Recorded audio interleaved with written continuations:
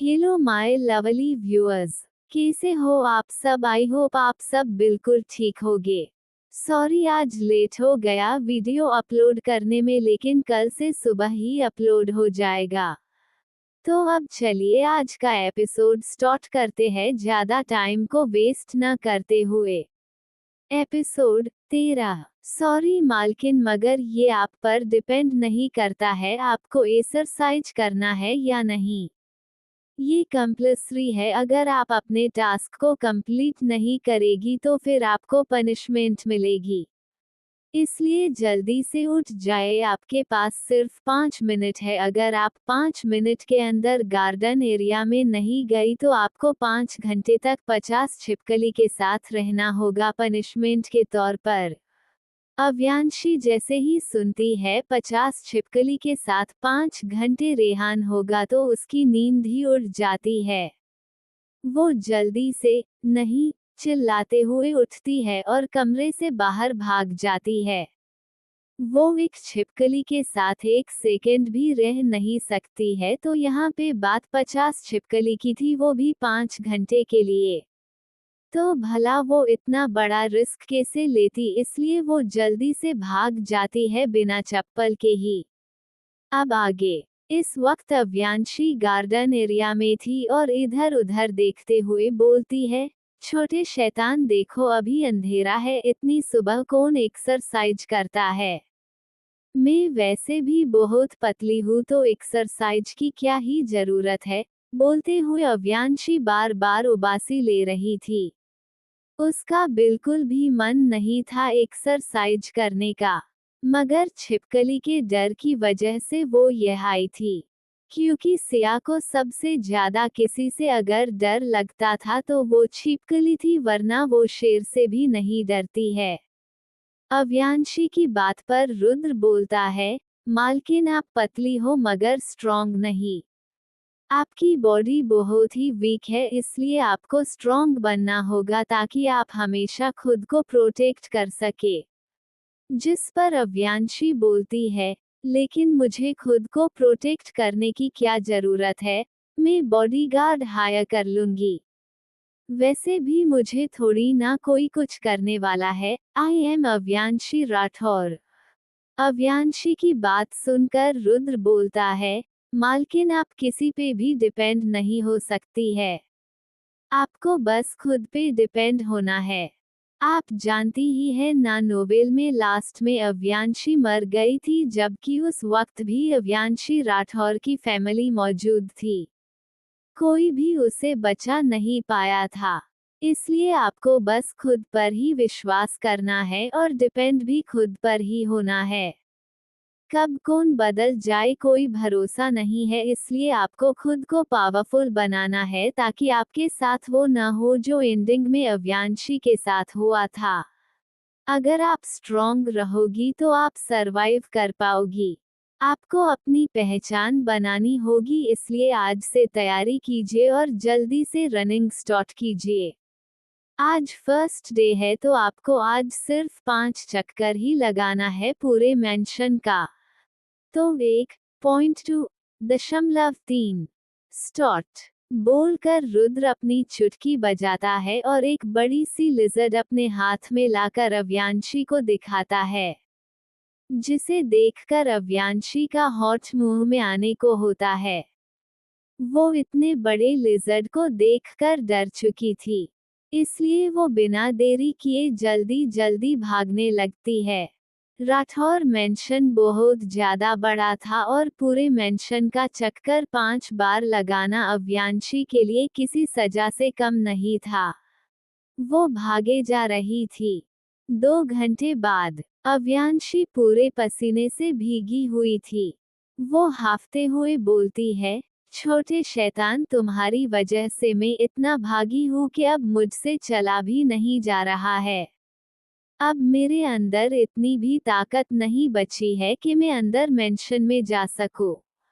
हाय मेरी किस्मत, तुम्हारी वजह से मेरी पतली पतली टांगों में इतनी दर्द कर रहा है। लगता है मैं अब चल ही नहीं पाऊंगी। वही रुद्र अव्यांशी की बात पर बोलता है, मालकिन अब आपको आदत डाल लेनी चाहिए इसकी, क्योंकि अब से आपको रोज ही एक्सरसाइज करना होगा। इसलिए इतना ड्रामा करने की जरूरत नहीं है। अब आगे अगर आपका परफॉर्मेंस अच्छा हुआ तो आपको एक बहुत ही अच्छा रिवॉर्ड मिलेगा। रिवॉर्ड का नाम सुनकर अव्यांशी के आंखों में चमक आ जाता है। वो एक्साइटेड होते हुए बोलती है, क्यूटी पाई, मुझे क्या रिवॉर्ड मिलेगा बताओ। जिस पर रुद्र एक मिस्टीरियस स्माइल करते हुए बोलता है, मालकिन वो तो आपको बाद में पता चलेगा, जब आपका परफॉर्मेंस अच्छा होगा, नहीं तो रिवॉर्ड को भूल जाइए। अब मैं चलता हूँ, मुझे आपके आगे का प्लान बनाना है। क्योंकि आपकी और मेरी जिंदगी जुड़ी हुई है तो आपको सेफ और हेल्थी रहना होगा। अब आप आराम कीजिए, बोलकर रुद्र वहां से ज्ञान हो जाती है। तो वही अव्यांशी काफी चिढ़ जाती है। वो खींचते हुए बोलती है, रुद्र के बच्चे, में तुम्हें छोड़ूंगी नहीं, बोलकर वो चिल्लाती है क्योंकि उसे अपने पैरों में दर्द हो रहा था। लेकिन तभी वहां कोई आता है। अव्याशी को जब एहसास होता है कि कोई उसके सामने खड़ा है तो वो अपने सर को उठाकर ऊपर देखती है, तभी उसकी नीली गहरी आंखें काली गहरी नशीली आंखों से जा मिलती है, जिसे देखकर अव्यांशी उनमें खो जाती है। सामने कोई और नहीं रुद्राक्ष खड़ा था, जो इस वक्त अव्यांशी को घूर रहा था। क्योंकि कुछ देर पहले अव्यांशी ने कहा था, रुद्र के बच्चे, में तुम्हें छोड़ूंगी नहीं, जिसे रुद्राक्ष जो वहां से गुजर रहा था वो सुन लेता है। लेकिन इसका पता अव्यानाही को नहीं था। वो तो अभी रुद्राक्ष के हैंडसम चेहरे पर खोई हुई थी। आज से पहले उसने कभी भी इतना हैंडसम चेहरा नहीं देखा था। वो रुद्राक्ष के हैंडसम चेहरे पर खोई हुई सी बोलती है, सो हॉट। अव्यांशी की अजीब से रिएक्शन और उसकी बातें सुनकर रुद्राक्ष के भौहें सिकुड़ जाती है और वो बिना कुछ कहे बस एक चुटकी अव्यांशी के चेहरे के सामने बजाता है, जिससे अव्यांशी अचानक होश में आती है। तभी उसे रियलाइज होता है अभी उसने क्या कहा, जिससे वो काफी शर्मिंदा हो जाती है। लेकिन अपने एम्बैरेसमेंट्स को छुपाने के लिए अव्यांशी इधर उधर देखते हुए बोलती है, मेरा मतलब है कि वेदर बहुत ही हॉट है। क्या आप मेरी हेल्प कर सकते हैं अंदर जाने में? वो क्या है, न मेरे पैर रनिंग की वजह से बहुत दर्द कर रहे हैं, बोलकर अव्यांशी उम्मीद भरी नजरों से रुद्राक्ष को देखने लगती है। क्योंकि उस अब चलने का बिल्कुल भी मन नहीं था और अभी वो काफी दूर थी। मेंशन चलकर जाने में उसे बहुत टाइम और एफर्ट्स लगता, जो कि अभी अलशी अव्यांशी से होने वाला नहीं था।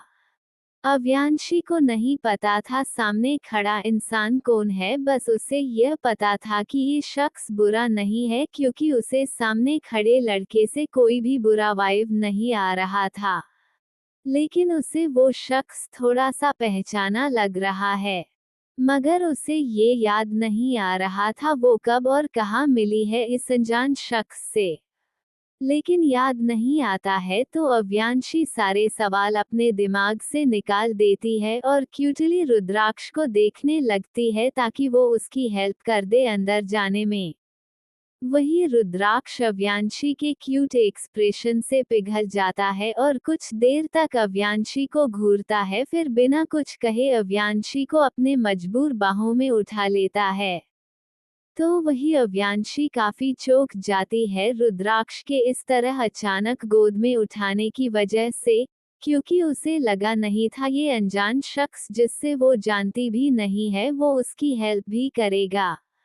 लेकिन अव्यांशी कोई भी शिकायत नहीं करती है, क्योंकि उसे चलना जो नहीं पड़ेगा अब, इसलिए वो चुपचाप अपने हाथों को रुद्राक्ष के गर्दन पर लपेट लेती है। वही रुद्राक्ष अव्यांशी को घूरता है और फिर उसे अपनी बाहों में उठाकर मेंशन के तरफ जाने लगता है। वही अव्यांशी एक बार फिर से रुद्राक्ष के हैंडसम चेहरे पर खो जाती है। आखिर रुद्राक्ष था ही इतना हैंडसम तो अव्यांशी खुद को कैसे रोकती। बाकी का नेक्स्ट एपिसोड में आगे क्या होगा जानने के लिए सुनिए विलेनस रिबॉर्न इन नॉवल सिर्फ मेरे YouTube channel fantasy stories world पर। तब तक के लिए जुड़े रहे मेरे साथ। एपिसोड पसंद आए तो लाइक कमेंट्स शेयर करें एंड जिन्होंने चैनल को सब्सक्राइब नहीं दिया है वो जल्दी से दे दीजिए, तब आपको जल्दी ही नेक्स्ट मिल जाएगा। Thanks for watching throwing kisses. Show your love or support and also take care of yourself. Throwing kisses. Smile with a halo. Episode 14। अव्यांशी काफी चौंक जाती है रुद्राक्ष के इस तरह अचानक गोद में उठाने की वजह से, क्योंकि उसे लगा नहीं था ये अनजान शख्स जिससे वो जानती भी नहीं है वो उसकी हेल्प भी करेगा। लेकिन अव्यांशी कोई भी शिकायत नहीं करती है, क्योंकि उसे चलना जो नहीं पड़ेगा अब, इसलिए वो चुपचाप अपने हाथों को रुद्राक्ष के गर्दन पर लपेट लेती है। वही रुद्राक्ष अव्यांशी को घूरता है और फिर उसे अपनी बाहों में उठाकर मेंशन के तरफ जाने लगता है। वही अव्यांशी एक बार फिर से रुद्राक्ष के हैंडसम चेहरे पर खो जाती है। आखिर रुद्राक्ष था ही इतना हैंडसम तो अव्यांशी खुद को कैसे रोकती। अब आगे अयांशी से जब कंट्रोल नहीं होता है तो वो बोल पड़ती है, मिस्टर हैंडसम क्या हम पहले कभी मिले हैं? गलत मत समझना, मुझे लग रहा है मैंने आपको कहीं तो देखा है। क्या हम पहले मिल चुके हैं? बोलकर अव्यांशी रुद्राक्ष को देखती है और उसके जवाब का वेट करने लगती है। लेकिन रुद्राक्ष बस उसे घूरता है मगर कुछ भी नहीं कहता है, जिस पर अव्यांशी का मुंह बन जाता है और वो रुद्राक्ष के हैंडसम चेहरे को टच करते हुए बोलती है, देखो तुम हैंडसम हो इसका मतलब ये नहीं कि तुम इतना भाव खाओगे। मैं भी बहुत ही ज्यादा खूबसूरत हूँ लेकिन फिर भी तुमसे अच्छे से बात कर रही हूँ ना, तो फिर तुम मुझे जवाब क्यों नहीं दे रहे हो?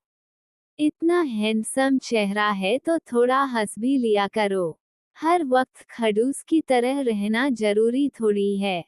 तुम जानते नहीं लोग मुझसे बात करने के लिए मरे जाते हैं लेकिन मैं किसी को भाव नहीं देती हूँ और तुम यहाँ मुझे नखरे दिखा रहे हो लड़कियों की तरह हो। बोलते हुए अव्यांशी पाउट बना लेती है, जिसमें वो बहुत ही क्यूट लग रही थी।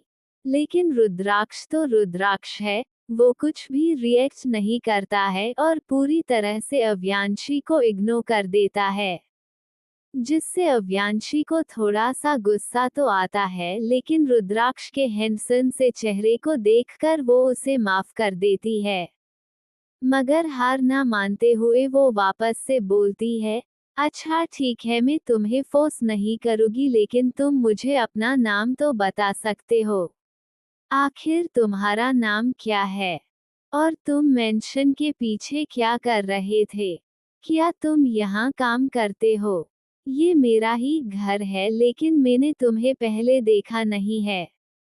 कोई बात नहीं, तुमने अभी मेरी हेल्प की है तो मैं दादू से बोलकर तुम्हारी सैलरी बढ़ाने को कहूंगी और साथ ही एक्स्ट्रा बोनस देने को भी कहूंगी।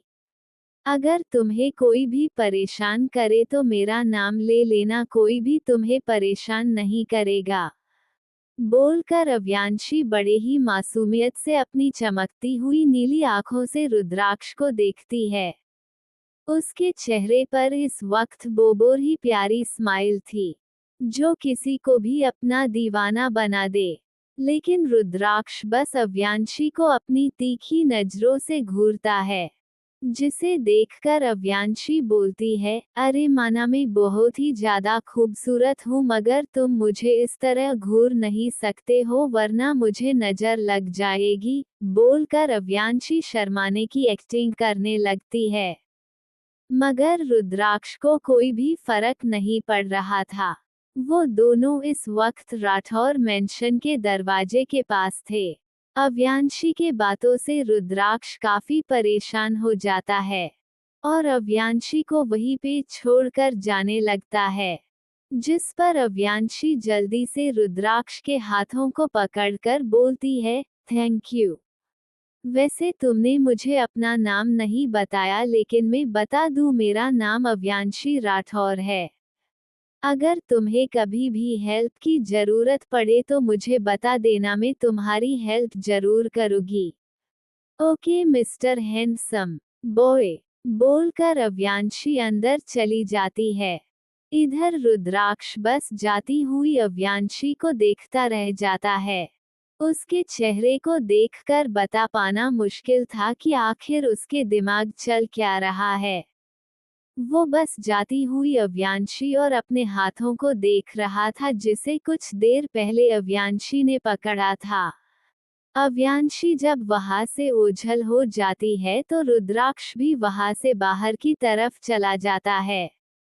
इधर अव्यांशी को बिल्कुल भी आइडिया नहीं था वो जिससे इतना हंस हंस कर फ्लर्ट करते हुए बातें कर रही है वो रुद्राक्ष खुराना है। अगर अव्यांशी को उसका नाम पता चल जाता तो वो फ्लर्ट करना दूर की बात है, वो उसके 100 मीटर के आसपास भी नहीं नजर आती। पता नहीं क्या होगा जब अव्यांशी को पता चलेगा जिससे वो इतना फ्लर्ट कर रही है वो क्रूएल डेविल रुद्राक्ष खुराना है, जिससे दूर रहने का उसने कसम खाई थी। इस वक्त सुबह के 7 बज रहे थे।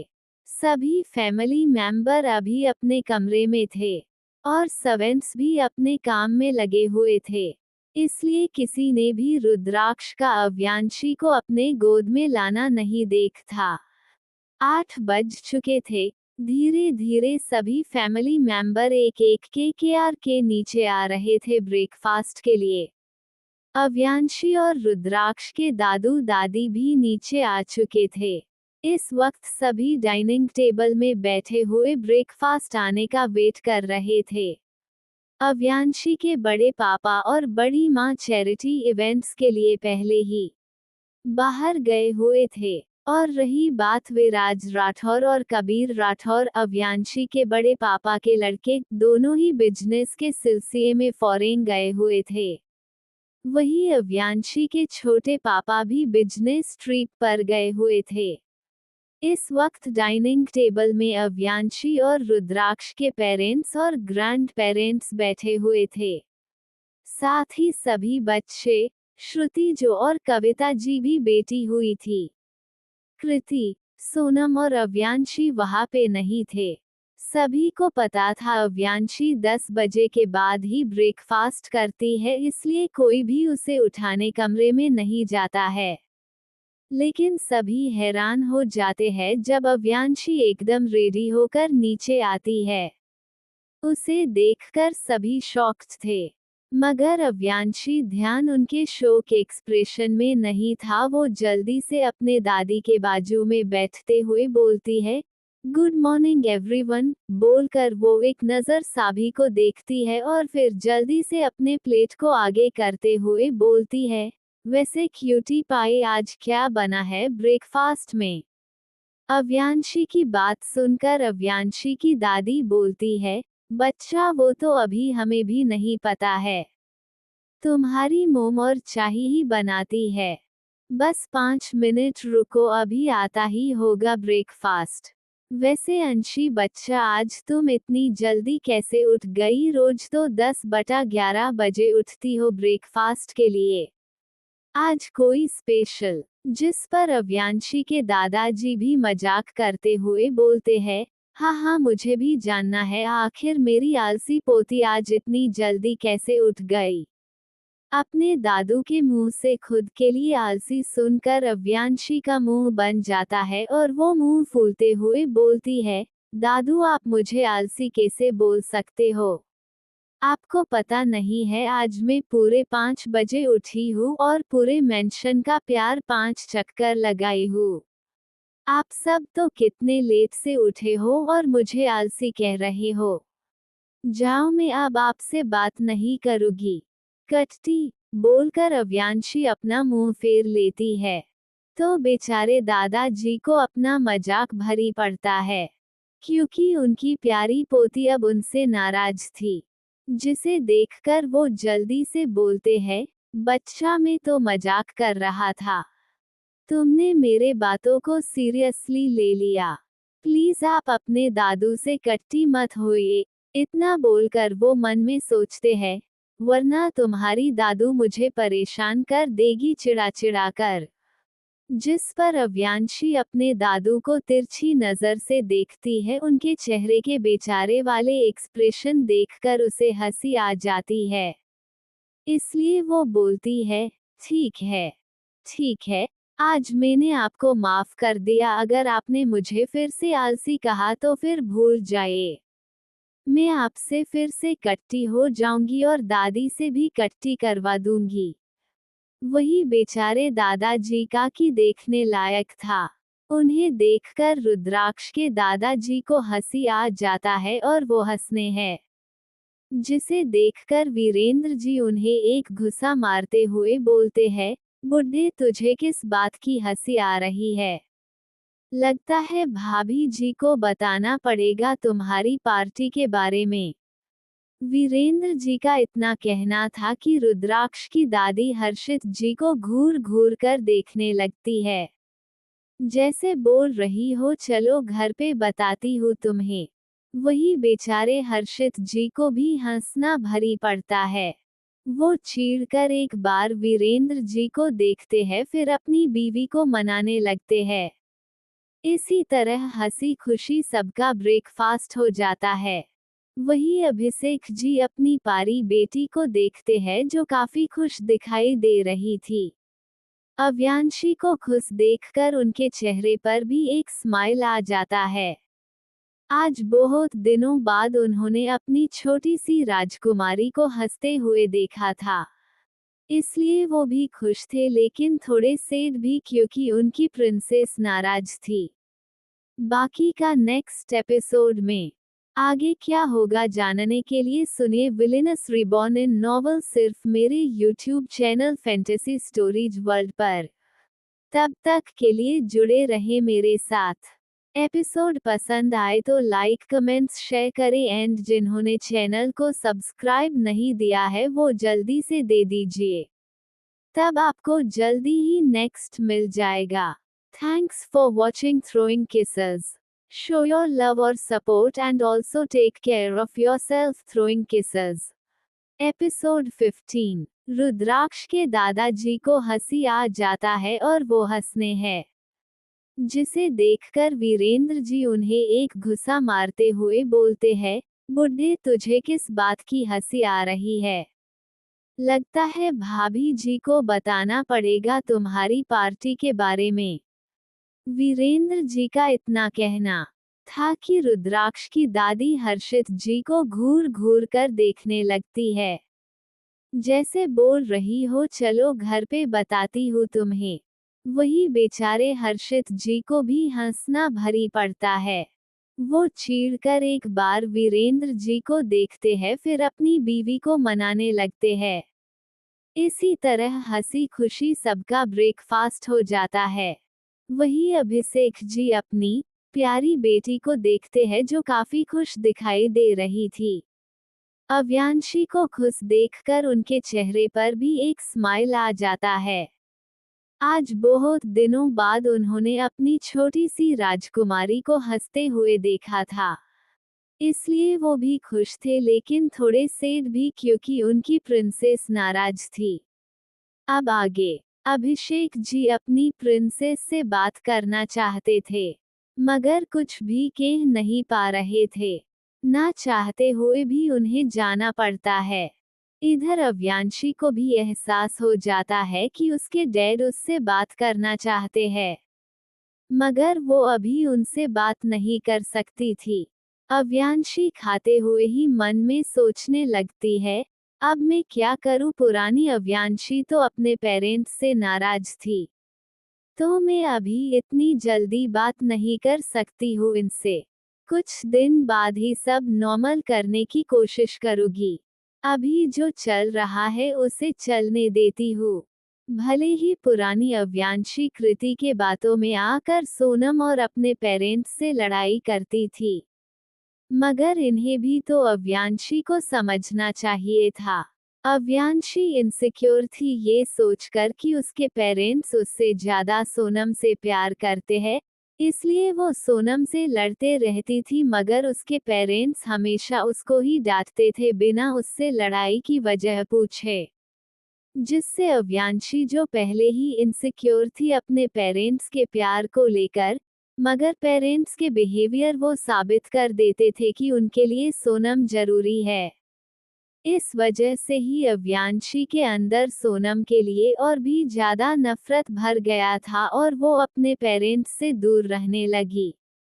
इसमें गलती अव्यांशी के पेरेंट्स की भी है। अगर वो कभी अव्यांशी के पॉइंट ऑफ व्यू से थोड़ा देखते तो उन्हें रियलाइज होता कि अव्यांशी क्या फील करती है अंदर से, लेकिन नहीं, उन्हें बस सोनम का ही सुनना है। ये सब सोचते हुए अव्यांशी अपना ब्रेकफास्ट भी कंप्लीट कर लेती है। उसका पेट एकदम फूल हो चुका था, इसलिए अब वो आराम करना चाहती थी क्योंकि सुबह वो बहुत ही जल्दी उठ गई थी। ऊपर से एक्सरसाइज करने की वजह से काफी थक भी गई थी। इसलिए अव्यांशी ब्रेकफास्ट करने के बाद सीधे अपने कमरे में चली जाती है सोने के लिए। इधर अंश और अंशिका दोनों का ही ब्रेकफास्ट हो गया था। जब अव्यांशी को जाता हुआ देखते हैं तो वो दोनों भी अव्यांशी के पीछे पीछे चले जाते हैं। दोनों बच्चे हमेशा अव्यांशी के साथ ही रहते थे। फिर भले ही पुरानी वाली अव्यांशी दोनों को कभी कभार गुस्से से डांट देती थी, मगर फिर भी अंश और अंशिका उससे कभी नाराज नहीं होते थे, बल्कि अव्यांशी को मानने और उसके मूड को अच्छा करने के लिए कुछ न कुछ करते रहते थे। इन दोनों बच्चों से पुरानी वाली अव्यांशी भी बहुत प्यार करती थी। अव्यांशी को जब रियलाइज होता है कि कोई उसके पीछे आ रहा है तो वो तुरंत पलट कर देखती है। अपने सामने अंश और अंशिका को देखकर वो बोलती है, तुम दोनों मेरे पीछे पीछे क्यों आ रहे हो? मैं तो अभी सोने जा रही हूँ अपने कमरे में। जिस पर अंशिका बोलती है, वो क्या है ना, हमें भी बहुत नींद आ रही तो हमें भी आपके साथ ही सोना है। प्लीज मना मत करना बच्चा, यू नो ना we love you so much. बोलकर अंशिका बहुत ही क्यूट सा फेस बना लेती है ताकि अव्यांशी उसे मना न कर सके। वही अंश भी बोल पड़ता है, ये अंशिका इज राइट। वैसे भी आप बहुत दिनों से हमारे साथ टाइम स्पेंड नहीं कर रही है और हमें इग्नोर कर रही है। बच्चा, you know we miss you a lot. तो आप अब हमसे कोई भी बहाना नहीं बना सकती है। ये बोलकर अंश सीधे अव्यांशी के रूम की तरफ चला जाता है, जिसे देखकर अंशिका भी उसके पीछे चली जाती है। दोनों बिना अव्यांशी की बात सुने उससे पहले ही कमरे में चले जाते हैं। अव्यांशी बस उन दोनों को जाते हुए देखती रह जाती है। मैंने कब मना किया, काम से कम दोनों मेरी बात तो सुन लेते। बोलकर अव्यांशी अपने सर को नामे हिलती है और अपने कमरे की तरफ चली जाती है। कुछ देर बाद जब अव्यांशी अपने कमरे में एंटर करती है तो देखती है दोनों बच्चों ने उसके बिस्तर पर अपना कब्जा किया हुआ है। अव्यांशी उनके पास जाती है तो दोनों ऐसे नाटक करने लगते हैं जैसे अभी वो दोनों बहुत ही गहरी नींद में सोए हुए हैं। उन्हें इस तरफ नाटक करता हुआ देखकर अव्यांशी के चेहरे पर स्माइल आ जाती है। वो भी उनके पास आकर बीच में सो जाती है क्योंकि दोनों साइड में दोनों बच्चों ने कब्जा किया हुआ था। बस बीच में ही जगह खाली थी, इसलिए अव्यांशी दोनों बच्चों के बीच में सो जाती है। अव्यांशी के सोते ही अंश और अंशिका भी उसके पास आकर सो जाते हैं। वो बेड काफी बड़ा था, इसलिए तीनों को सोने में कोई भी प्रॉब्लम नहीं होता है। कुछ ही देर में तीनों गहरी नींद में सुकून से सोए हुए थे। इस वक्त सोते हुए वो तीनों बहुत ही ज्यादा क्यूट लग रहे थे। इधर नीचे लिविंग रूम में वीरेंद्र जी और हर्षित जी बाहर गए हुए थे। वहीं माया जी रूम में आराम कर रही थी। श्रुति जी भी काम से कहीं गई हुई थी। इस वक्त लिविंग रूम में सिर्फ अव्यांशी की दादी और मोम थी।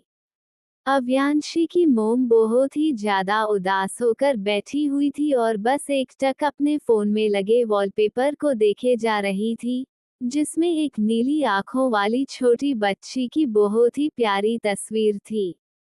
उस तस्वीर को देखते हुए अव्यांशी के मोम के आंखों में आंसू आ जाते हैं, जिसे देखकर दादी जी जो वही पास में बैठी हुई थी वो उठकर अव्यांशी की मोम के पास आती है और अव्यांशी की मोम को चुप करवाते हुए बोलती है, अनीता बेटा शांत हो जाए।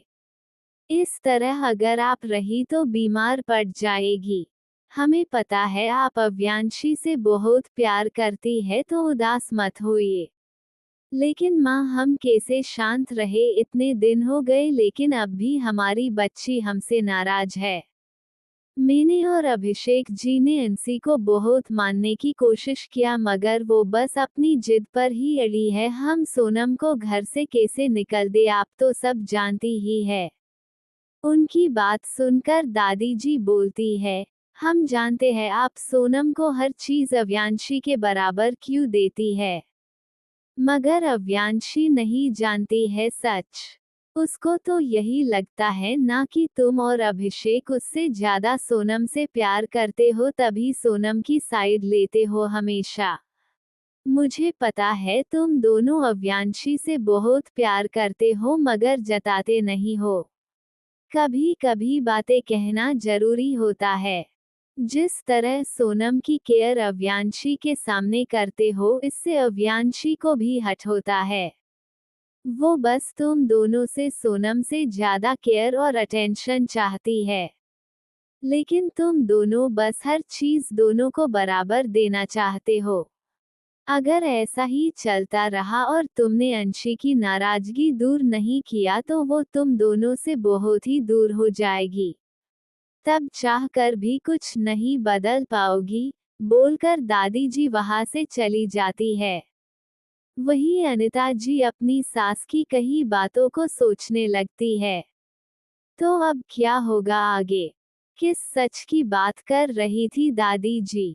क्या करेगी अनिता जी? जानने के लिए पढ़िए कहानी का अगला चैप्टर। बाकी का नेक्स्ट एपिसोड में।